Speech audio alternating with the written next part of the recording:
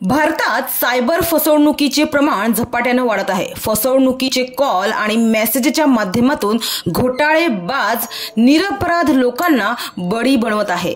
Digital माध्यमातून व्यवहार करणे जितके सोपे आहे तितकेच घातक सुद्धा आहे, कारण सायबर गुन्हेगार रोज नव्या पद्धतीने फसवणूक करण्यासाठी तयार असतात। लोकांना फसवण्यासाठी काय बोलावे आणि कोणती पद्धत वापरावी हे त्यांना माहिती आहे।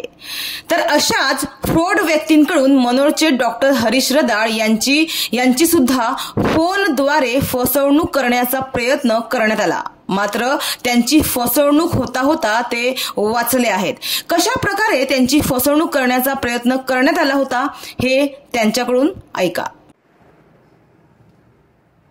नमस्कार, माझं नाव डॉक्टर हरीश रदाळ।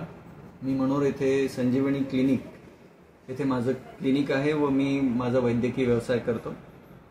मला एक दिवस असंच प्रॅक्टिस करत असताना मला एका मुंबई पोस्ट ऑफिसमधनं कॉल आला, ज्याच्यामध्ये मला सांगण्यात आलं की तुमच्या नावाचं एक पार्सल आलं आहे आणि ज्याच्यामध्ये देश विघातक अशा काही वस्तू आढळून आलेल्या आहेत, ज्याच्यासाठी की तुम्हाला व्हिडिओ कॉन्फरन्सिंगद्वारे तुम्हाला मुंबई पोलीसशी कनेक्ट करावं लागेल आणि ते तुमचा जबाब घेतील, म्हणून तुम्हाला व्हिडिओ कॉलिंगद्वारे आम्ही अप्रोच करणार आहोत असं मला सांगण्यात आलं।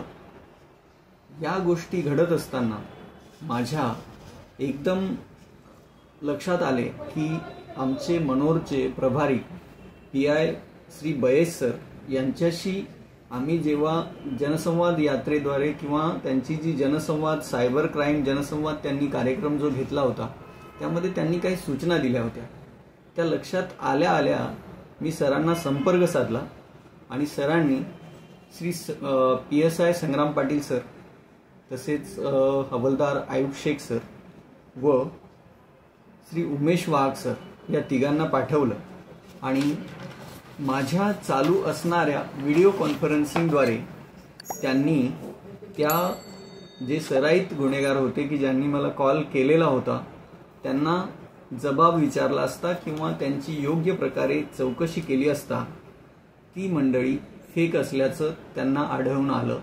जेव्हा ते त्यांची विचारपूस करत होते त्यांना किंवा त्यांचा जबाब घेत होते, समोरच्या व्यक्तीला त्याप्रमाणे त्यांच्या आन्सर देता आले नाही, तसेच त्यामुळे त्यांनी कॉल कट करून त्यावरून पळ काढला।